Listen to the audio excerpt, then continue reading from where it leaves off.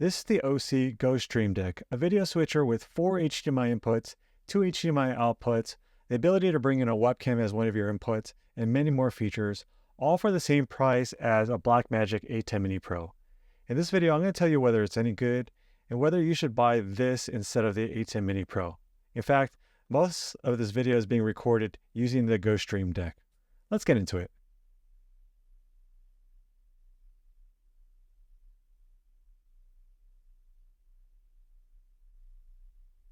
My name is Patrick, and this is Everyday Tech. Everyday Tech for everyday people.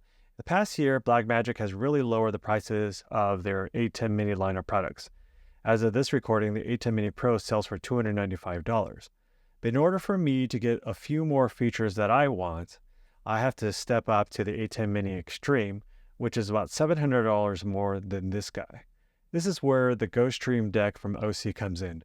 As of this recording, it sells for $295. Now, full disclosure, I did reach out to Osee to see if they would send me a unit to review. They are not seeing this video before it goes up. All my opinions are my own. I'm going to break down this review into the following sections found here. Feel free to skip to any of the sections by using the timestamp and chapter markers below. In all the sections, I'm going to be doing a direct comparison between this product and the Atem Mini Pro. And hopefully by the end of the video, you'll have a better idea of what is the right product for you. As far as size is concerned, the GoStream is a little bit bigger than the Atem Mini Pro, but the Atem Mini Pro here is about 50 grams heavier, so a little bit heavier. Now, both of these units have a lot of buttons, but different approaches as far as depending on the function we're talking about. So if we talk about audio first, on the Atem Mini Pro, there's dedicated buttons for the gain, to turn on and off the microphones for every input. So there's 2 microphone inputs and 4 HDMI inputs, all having separate gain controls or audio controls for every input. Now, the GoStream does have the 2 microphone inputs and the 4 HDMI inputs, along with other type of inputs, but they try to consolidate everything down to this area here. So if I want to control the microphone for mic 1, I have to press mic 1, but for mic 2, I have to press mic 2 and then turn it on and off, or I can just adjust the gain from here. So the approach that the Atem Mini Pro takes, I kind of like, because at a glance, you can see what's on and off. With the GoStream, I don't know if mic 2 is on and off. The only way I can know is either look at my multi-view, which we'll get into in a second, or I have to press the button itself and I can see if it's on or off. So I like the fact that you can kind of see that at a glance here. The only downside here is that you have a lot more buttons, especially when you get to the Atem Mini Extreme, which has 4 additional inputs. Then you're going to have 4 additional sets of buttons here. So there's 6 buttons here per HDMI input, which means that you're going to have 24 more buttons, which can be a little bit overwhelming for some people as far as audio is concerned. As far as video switching is concerned, these both have very similar approaches. The difference here is that the Atem Mini Pro has only 1 dedicated row of keys for switching. So depending on what mode you set in the software, I have it set on program preview mode right now. So when I press the button, it sets the preview. In order for me to switch from 1 to 2, I have to either hit the cut button or the auto, which does the switching with the transition, which is the same on the GoStream.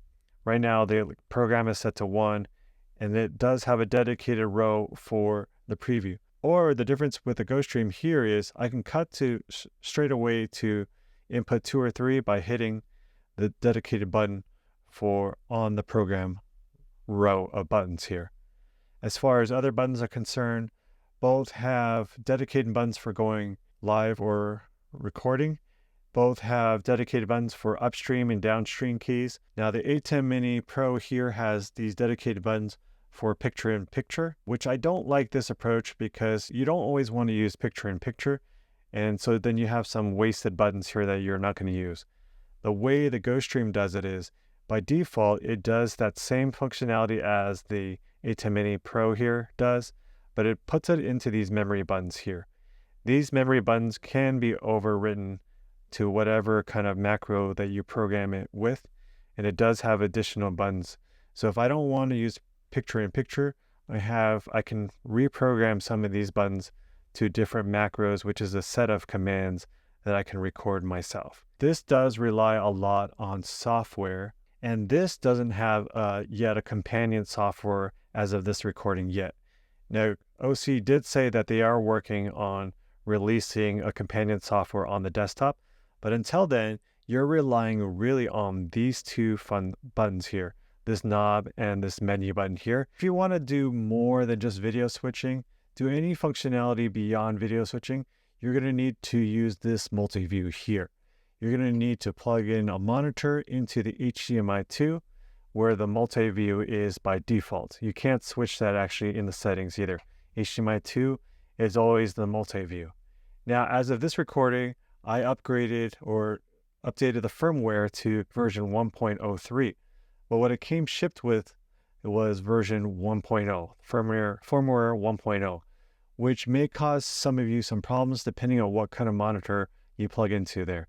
So I was trying to use some external monitors, but those monitors didn't support 1080p 30 frames per second, which is the default that the firmware 1.0 came out with.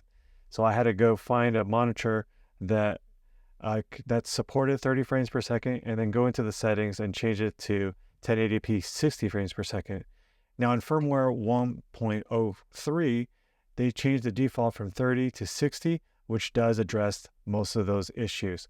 But if you have something that's a unit that's shipped with version firmware 1.0 and you run into this problem, well, you know what's happening there. Now, as you can see, we have the main program view and then the preview, and then we have my 4 HDMI inputs. Now I'm only using the first 3, the second one being a Chromecast, which I have my logo casting to that Chromecast. Then I have my PTZ camera up there in HDMI 3. Then you have something on the bottom left called UVC. That's actually pulling a video from my SD card. Then you have still 1 and 2, which I didn't mention before that this unit supports 2 slots for still images or media images. And the Atem Mini Pro only supports 1 still out. Then you have the bottom right there, which has mostly the audio meters, but on top you have stream 1, 2, and 3. You can output to 3 different streaming services at one time, which is kind of cool. Then the middle in the red is the recording time and how much space is left on my SD card. So here we are in the GoStream menu. And some of the things, the defaults that I want to point out that I changed right away is at the bottom, you have to go to settings. And the knob here is also a button. So if you press the button, you have the settings menu. So one of the defaults I talked about was changing the output format. So I changed it to 1080p 60 frames per second. Again, firmware 1.03 defaults to this as well. And the other thing that I'm used to with all different switchers being both hardware and software is here on the GoStream, the program is on the left side here and the preview is on the right side here. So I want to switch that to what I'm used to. So I'm going to go into MV layout and we're going to switch those. So now the preview is on the left side and the program is on the right side. And then the other thing I'll point out here is if we go into panel, the button brightness is set to 1, but out of the box, it's set to 15, which indoors is blinding.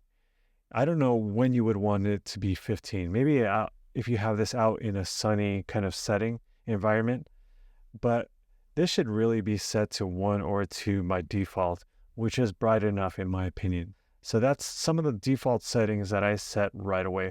I'm not going to go through all these menu items. I will go through some of them as I go through some of the features of the Osee GoStream here. As far as inputs are concerned, the GoStream cannot accept anything above a 1080p signal. So my Sony camera here, I had to change it to 1080p from 4K because it can't accept a 4K. It won't support it, which is a little bit of an issue for me because on 4K on these Sony cameras, it does crop in a little bit. And I use mainly fixed prime lenses, like fixed focal length lenses. So I had everything pretty much set the way I wanted it to as far as framing is concerned. When I switched it to 1080p, it took away the crop. So I had to move the camera in a little bit closer, which is not too big of a deal, but it's something I had to deal with. As far as the Atem Mini Pro is concerned, it pretty much can accept anything I throw at it. Accepts all my 4K cameras, all the way down to 720p cameras. Now, both do handle different frame rates very well. Both output at 1080p up to 60 frames per second. Now, the Atem Mini Pro is one of my favorite video recorders. It just does a really good job of doing it. Unfortunately, though, it records, you can only record out of the USB-C to an external drive like an SSD drive. Now, the problem with that is I can't use it as a webcam and record at the same time. Now, with the GoStream, it records to an SD card. So I can still, which frees up all the USB-C ports for me to record and use it as a webcam all at the same time. So let's talk about audio. And I think this is where the Atem Mini Pro really excels compared to the GoStream. The Atem Mini Pro has a lot of built-in audio effects and a lot of audio features. So for example, it does have expanders, has noise gates, has compressors, has limiters. I can change the EQ. I can get rid of a lot of different humming noises from electronics. I can just get an overall cleaner sound. And this is important for live performances or live events or hybrid events or on live streams, right? I know you can do a lot of the processing after the fact if you're doing recording, so this may or may not be that important to you. But I think overall, the preamps are a little bit cleaner. When I bring in the mics into audio into the GoStream, I kind of have to bump up the gain for the mic about +5 there. So it's a lot cleaner as far as audio is concerned. Now, both have two 3.5 millimeter jack inputs. You can set those to line, mic, or mic with power on both of them. The thing that GoStream that does have is a 3.5 millimeter out. So it's for monitoring, or I can bring it into another audio interface as well. So I wish that's another feature that is found on the Atem Mini Extreme that I wish was on the Atem Mini Pro. But overall, as far as audio is concerned, I think the Atem Mini Pro really wins here. So I'm going to talk about two features on the GoStream that you're not going to find on the Atem Mini Pro. First, there's super source and playback of media off of an SD card. Okay, so here we are back in the multi-view, and by default, the super source is not enabled. But when it is, it's mapped to the button labeled black. And so if I press that on the preview, it's really a black screen here. But this is similar on the Atem Mini and the Atem Mini line of products, the FTB button, the fade to black button. So it works similarly, like if I put it on the preview, I can kind of fade to black on the program here. But now if we enable it, and we have to enable super source in the menu, which like you have to do everything in the menu again, you'll see that now we have a layout here. And there are three different sources that are playing out automatically. We have HDMI 1, which you're seeing me, Everyday Tech logo, which is HDMI 2, and then you have this black background. Now the black background is actually by default set to still 1, which I don't have any image that's set in that, so it's black right now. But we can change the source of all these three boxes. Now on the Atem Mini Extreme, you actually get up to 5 different sources, 4 different boxes that you can use, and the 5th one being the background. On the GoStream, you have 3. Now, I'm not going to change the source of source 1 and 2, but I'm going to change the background here. And you can change it to any of the sources you have on your GoStream. So you can change it to black, the color bars, different colors that you can set. And you can even set it to any of the inputs here. So I have it on HDMI 1, but I'm going to set it to aux, which is the SD card or the media on the SD card that's playing.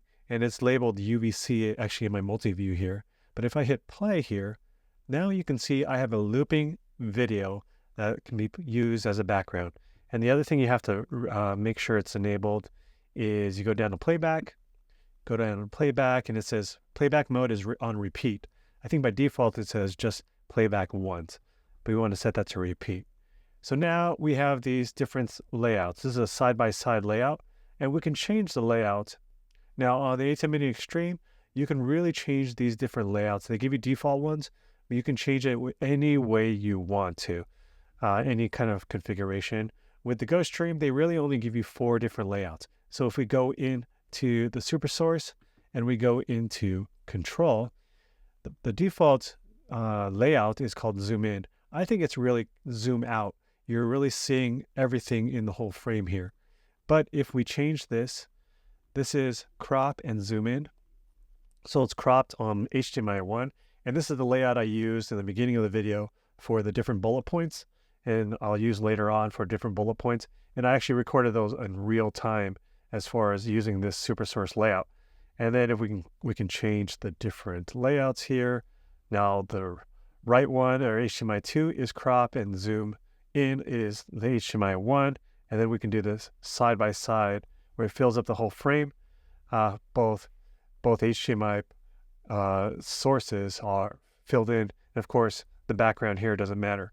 But this is really good for interviews.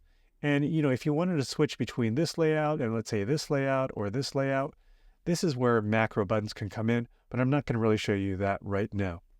The last feature that I'm going to really call out here is the ability to playback media and record media to the SD card. Now, this is like having a HyperDeck on the Atem line of products. What is a HyperDeck? A HyperDeck is a media device that can play back, or you can record media to, or videos to. Now, those cost at around $495. The cool thing about those is if you have the Atem line of products switchers, an Atem switcher, you can really control the playback that you want to, and also, of course, record your video to. But I like the fact that it's built into the GoStream here. Now I'm going to play back some video. It's loaded up in the area in the multi-view called UVC, that box there. Now let me explain UVC a little bit as far as the GoStream is concerned. UVC stands for USB video class, which really means a USB video, or a webcam, I mean. Now I can plug a USB webcam into the USB-C port, which is kind of cool. I can use that as one of my sources. Or I can set that to the SD card, which means that I can't use the webcam and play back media off the SD card at the same time. I can record to the SD card while I have the webcam there, but I can't output them all at the same time. So I can't use them both as different sources. But if I set the aux to preview and I hit play here, it's going to play back one of my videos here that I had previously recorded. Now, if I want to choose a video that's on the SD card, I can hold down I'm going to pause this, hold down the play button, and I can choose any of these videos here, including the blurry bokeh motion, which I used as the background for the SuperSource, but I'm going to go hit the 0. The only problem I have with this one is when I selected it, you can see it automatically played the video, even if it's in the preview. Sometimes I just want to queue it up. So let me go ahead and select that again. When I select that, I can hit pause right away. So it's kind of queued up. And what do I mean by queued up? Well, right now it's in the preview, but when I set it into the program, it'll automatically play, which is a really cool feature. So I don't have to put it to program and then hit play.